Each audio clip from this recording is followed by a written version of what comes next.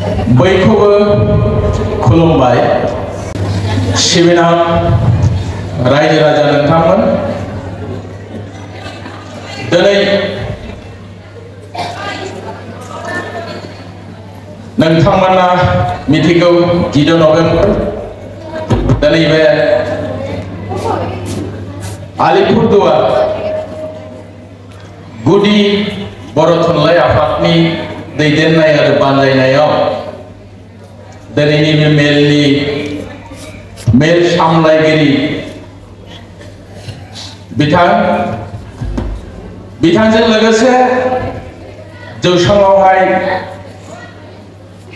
आलासि महरै नुजाफैनाय गेदेमा बिथांमोन लोगोसे आंनि सोनाब बंग बर' थुनलाइ आफादनि लेङाइ आफादगिरि नेहाथारि बिथांमोन आरो बे आलिपुरदुवारनि बर' राव थुनलाइ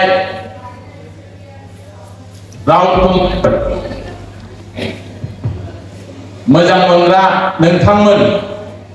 आं गिबियावनो बे मोनाबिलिनि गाहाम हामलायनायखौ आं जासिहरग्रोबाय नोंथांमोना मिथिगौ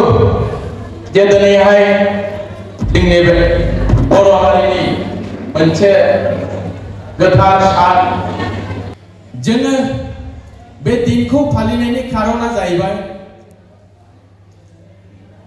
जेब्ला भारत हादरा स्वाधीनता लाभ मोनो 1947 सालावहाय 15 आगस्ट बिनि उनाव बयबो गासैबो हारिफोरा गावबा गावनि राव थुनलाइ फरायनाय गासैबो बयबो मोनसे चिन्ताधारा गोदान फैदों जेब्ला भारत हादरा उदांस्रि जायो बेबादि समावहाय जोंनिबो बर'फोरा 1952 सनावहाय जोंनि बर' हारिफ्राबो मोनसे सानखांनाय फैदों जे जों ओरै नुदों बयबो हारिफोरा गावबा गावनि चिन्ताधारा रायजोनि चिन्ता रावनि चिन्ता गथ'फोरनि फरायसंनायनि चिन्ता बयबो खालामगासिनो दंमोन बे समाव थिग बे समावहायनो जोंनि बर' माहारिफ्राबो 73 बोसोर सिगां जों देग्लाय 74 आव हाबबाय बे 1952 सननि दिनैनि दिनावहायनो जोंनि खाथि रायजो आसाम रायजोनि क'क्राझार डिस्ट्रिक्टनि बासुगाव गामियावहाय जोंनि बर' माहारिफ्राबो मोनसे जोंनि बर' राव थुनलाइ कृष्टि कालचारफोरखौहाय देखायनो गथ'फोरनि गावनि बिमानि रावजों फरायनो थाखाय मोनसे चिन्ताधारा लानानै मोनसे जुथुम खुङामोन बे जुथुम खुंनायावहाय जोंनि बेंगलनिफ्रायबो 6 जन सोद्रोमाफोर थाङामोन अब्ला जोंनि बर'फ्राबो जोंनि सोनाब बंगआवहाय बै 73 बोसोर सिगां जोंनि महाकालगुरिनि रुंसारि माइकेल बसुमता लोगोसे बीरेन काटाम एमपि एमएलए कयजन थानानै जोङो बे प्रग्रामावहाय योगदान होया अब्ला जोंनि बर'फ्राबो दानिफ्राय नङा जोंनि बर'फ्राबो 73 बोसोरावहाय जोंनि गथ'फोरनि फरायनायनि चिन्ता भावना जोंनि बिमानि रावखौहाय जों बोरैहाय फोथांना दोननो बे चिन्ताधारा बे समावनो हाबदों बे समावहाय जोंनि जे नर्थ बेंगलावहाय दा नोङो जों जेखौहाय आरि भाषा बाहायो जेरखम दांग्रोम होनो बा जों सौराय देग्राफोर होनो बेफोरबादिफोरा साननाय गैयामोन जों बर'फ्रा खिन्थु बे समाव अनेक एडभान्स बे समावनो सानदोंमोन बे समाव बे आफादाखौ दायाब्ला दिनैहाय जे प्राइमारि लेभेलनिफ्राय दिनै मुलुग सोलोंसालिसिम जे फरायसंनायनि बेबस्था बे जाना फैनाङामोन दिनै जों बर'फ्रा दिनै आसाम राज्योआवहाय बिटिसि मोनदों दिनै रावफ्रा खिन्थु ओरैनो मोनाखै स्कुल कलेजा ओरैनो मोनाखै 1952 सालाव जेला आफादखौ दाया बे दानायनि उनावहाय खिन्थु गोबां सम सरकारजों नांथाबबाय थानांदों आन्दोलन खालामनांदों आन्दोलननि गेजेरजों 1963 सनावहाय 1963 सनावहाय प्रथम जोंनि आसाम राज्योआवहाय जोंनि प्राइमारि लेभेलावहाय स्कुल फरायसालिया शुरु जाजेनाय बिनि बोसोरथाम उनावहाय 68 सनावहाय माध्यमिक बिनि उनाव आस्ते आस्ते कलेज इउनिभार्सिटी दा बिदि आन्दोलननि गेजेरजोंहाय जोंनि रावाबो 2003 सनावहाय 8 सिडुलाव हाबबाय नोंथांमोना मिथिगौ नाथाय जोङो दुर्भाग्यबशत जों बेंगल रायजोनि बर' माहारिफोरा बे सुजुग सुबिदाखौ जों मोननो हायाखै थेवबो दिनै जोंनि बेंगलावहाय जों बर' माहारिफ्रा स्कुलावहाय फरायनो मोनाखैलाबानो जोंनि बेबायदि कोनो बेबस्था गैयालाबानो जों बिमानि रावखौहाय दासिमबो रायलायो दासिमबो दं भबिष्यतआवबो थानाय आङो 2 बोसोर सिगां बक' मोनसे कनफारेन्सआवहाय थाङामोन गुवाहाटी खाथि बेहा थांनानै आं मोनसे तथ्य मोनदों बे हচ্ছে आसाम राज्योआवहाय नोङो स्कुल कलेज इउनिभार्सिटी थाब्लाबो जोङो जेसेबां बर'फोर दं बिनिफ्राय 70 থেকে 80% बर'जों रायलायो बाकी 20% एसामिस गुबुन राव बाहायसै जे बक' जायगायावहाय जोङो कनफारेन्सआवहाय थाङामोन सेन्ट्रेलनि बेहा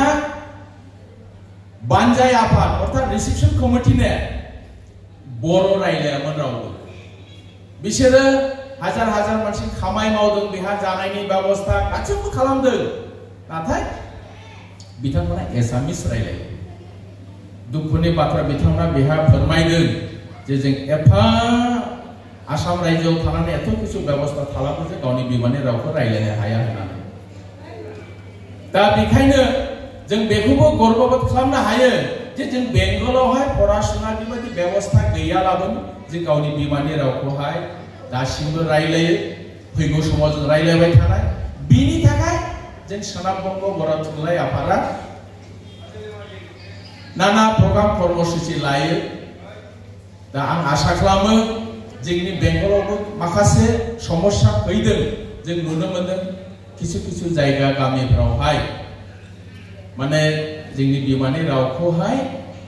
एसे खम रायलायो कयेकटा गामिजों मोनदों बिथांमोना गुबुन राव बाहायसै गुबुन कृष्टि कालचार बाहायसै थेवबो जोंनि हिसाबावहाय जों दाबोनो 90% जों बर'फ्रा बेंगलनि बर'फ्रा दाबोनो 90% जोङो बर' बिमानि रावखौ जों बाहायो बेनो जोङो गोजोनथाव बाथ्रा जोङो बे समावहाय समाया गाज्रि जोङो बुंनो थाङोब्ला अबस्यय जोङो बर'फोरनो एसे समाया गाज्रि बे समाव किन्तु बे समाया बेबायदि थानिया जों सानसे समावहाय मोनसे सुजुग सुबिदा फैनाय जों नेथ'नांनाय जों बिनि उपरे आन्दोलन खालामनांनाय जोङो एरैनो किन्तु सिरि सिरि थानानै जोंनि बिमानि रावै स्कुल कलेजाव फोरोंनायनि मोनसे बेबस्था जों मोननिङा जोंनो बिनि थाखाय चिन्ताधारा पलिसि जों जेसेबांबो बेंगलावहाय आफाद दङ साहित्य सभा समाज आबसु जों बैजोंबो जिरायनानै मोनसे खौसेथि जानानै जोङो बिनि मोनसे चिन्ताधारा जों खालामबाय थादोंमोन जों सरकारनावहाय मेमोरेन्डाम होबाय थादोंमोन नाथाय बिथांमोना जोंनि मेमोरेन्डामखौ गुरुत्व होआ खारना जाहैबाय जोंनि मोनसे संख्याया खुब खम कारण सरकारनावहाय सरकारा मा लुबैयो गावनि भट बैंक जे सरकारा जाया मानो सिगांनि सरकार होन दानि सरकार होन जेसेबांबो सरकार थांदों जोंनि बर'फोरनि थाखाय बिथांमोना सानाखै बा जोंनिबो दुर्बलता दं जों बेबादिबो आन्दोलन खालामनानै जों आदाय खालामनो लारोङाखै बे जोंनि दुखुनि बाथ्रा थेवबो जोंनि स्कुल कलेज गैयालामोन जोंनि बिमानि रावखौ जोंनि क्रिस्टि कालचारखौ जों फोथांना दोननाय आं आसा खालामो बिशेष करे जोंनि आयमासाफ्रा जों नुनो मोनो न'फ्राव थाङोब्ला आं नै मैया दाखालिसो मोनसे दाबसे जायगायावहाय थांदोंमोन आङो थांनानै जेब्लानो आंखौहाय बे न'खरनि मानसिया नुबाय बुंबाय मा अ नै दादु फैदों दा जों फिसाखौ मा फोरोंखो दादु सासेया बिदि नङा मा होनायसै माने मामा फैदों दा बेबादि जायोब्ला जोंनि मा रावफ्राथ' लासैनो गोमालांनाय जों सानसे समावहाय जों दा मा बाहायो जोङो एक दुइ सानोब्ला मा होनो जोङो बर'जोंहाय बेसेबांसो सानो बेंगलावहाय जों सानो मोनसे मोननै मोनथाम मोनब्रै मोनबा मोनबानि उनावहाय जों मा बुंनायसै 6 7 8 9 ओरै गैले जों सानसे समावहाय बे 1 2 3 4 खौहाय बाहायोमोन नाथाय लासैनो जों बेखौहाय मोनबासिमल' साननानै ओरै बांला इंलिश ओरै बुंलांबाय जों 6 7 8 9 10 नाथाय जों बेंगलावबो बुङोमोन नङाब्ला बे मोनसे मोननै मोनथाम सोदोबा माइनिफ्राय फैगोन बेबादिनो जोङो दिनै फिसाफ्रा जुदि जोङो दानो बुङो जे हनै मामा फैदों हनै दादु फैदों बेबादि होनला बिलाय आमाया गोमानाय आबौआ सोदोबा गोमालांनाय दंमोनल' दंमोन बिदि सोदोब दंमोन जोङो बिदि राव बिदिल' होननाय जोंनि पुर्बपुरुष आबौ आबैमोना एथ' गाज्रि कोनो जिनिस दोनलाङाखै गासैबो मोजां मोजां जिनिसखौ दोनलांदों सोदोबफ्रा बर'नि बादि गुबुन हारिना एथ' गोदै एथ' सिम्पल एथ' रिलेसन गोनां सोदोब रावफोर आलादा दा जोङो दाजों सुरु खालामब्ला दाउ दाउखा दाउब' दाउसारि दाउथु दा बर'नि आबौ आबैफ्रा मादि मोनसे मोजां सोदोब बेबादि मोनसे एमनबादि माने लिंक दोननानै सोदोबफोरखौ बानायदों जाहाथे बर'फ्रा बावा बेफोरनि थाखाय मोनसे माने सुदेम सोदोबफ्राबो बेजों सुरु जादों बेबादिनो जोङो आगोलाव दैखर बाहायोमोन दैखर खावोमोन दैखरनिफ्राय दैखराव दै दं दैखरनिफ्राय बे दैया ओंखारदोंब्ला बे दै जादों दैजों सुरु दैखरनिफ्राय दै फैदों बिदिनो माइजों सुरु माइरं फैदों दा जोङो बिमा बिफा आइ आफा आदा आब' आमाइ आनै प्रत्येकटाजों मोनसे लिंक दं थिग बिदिनो तारमाने आखान्थि आखाइ आखान्थि आसि आसुगुर प्रत्येकटा जिनिसाव बर'फोरनो मोनसे लिंक दं सोदोबा मोनसेजों मोनसे कालचारखौ जाहाथे बावा जोंनि गथ'फ्रा इंलिश मिडियामावहाय फरायो गोबां बेंगली मिडियामाव फरायो जों बे समाव नुनो मोनो गथ'फ्रा न'थ' रायलायखा खारन बिसोरनो मा जायो स्कुलनि मोनसे परिबेसावहाय मोनसे हिन्दी इंलिश मिडियामाव फरायलाबोनो गथ'फोरा दा खिन्थु हिन्दीखौ बांसिन रायलायो लासैनो जोङो बे बिमानि रावा लासै लासै खमिलांनाय सानसे जोंनि सोदोब भान्डाराबो खमिलांनाय आं आसा खालामो नोंथांमोना बेखौहाय बिसेस करे आइमासाफोरनाव दायित्व बेसि मानो होनोब्ला जों बेखौनो आसा खालामो जोंनि रावा बिमानि राव बिमाफोरनि एसे दायित्व बांसिन थायो जोंनि सोनाब बंग बर' थुनलाइ आफादा जों बे समावहाय जेखिनि खामानि मावा मानो जोंनि दाराय बा मोनसे आफादनि दाराय राव थुनलाइया थांनो थानो हाया बेहा नोंथांमोननि हेफाजाब नांगौ जोङो जिखिनिखौ हायो बर' थुनलाइ आफादा जों बोसोरारि जुथुमा खालामो नोंथांमोन जोंनि दिनैनि बे गोथार सानावहाय नोंथांमोना गावनि खामानिफोरखौ दोनथ'नानै दिनै नोंथांमोना बेहा नुजाफैदों गाजा गोमजायै नोंथांमोना बेहा बाहागो लादों आङो दिनै बे आलिपुर प्राइमारि कमिटिनि दैदेनगिरि आफादगिरि नेहाथारि बिथांजों लोगोसे सोद्रोमाफोर आं बयखौबो धन्यबाद होसै बिथांमोना जोबोद मोजां मोनसे बेहा लाहार फाहार खालामनायनि गेजेरजों प्रग्रामखौ सालायगासिनो दङ जोङो बेखौनो गोजोनो बोसोरनै सिगां जों बे आलिपुरदुवार सहरावहाय जों कनफारेन्स खुङामोन 19तम बिनिफ्रायनो बे आलिपुरदुवार सहरनि जायफोरा दैदेनगिरि मोनसे गोसोआवहाय हारिनि प्रति मोनसे परिवर्तन जों नुनो मोनदों आं धन्यबाद होयो बलेन बाबुखौहाय जोंनि आदा बलेन अनास दा जरसेन दा नोंथांमोननि दैदेननायनि जों मोजां मोनसे आलिपुरदुवारावहाय मोनसे प्रग्राम खुंनो हादों आरो बि रेसा दासिमबो जोबाखै आं नुगासिनो दङ नुनो मोनदों भबिष्यताव नोंथांमोना बेखौहाय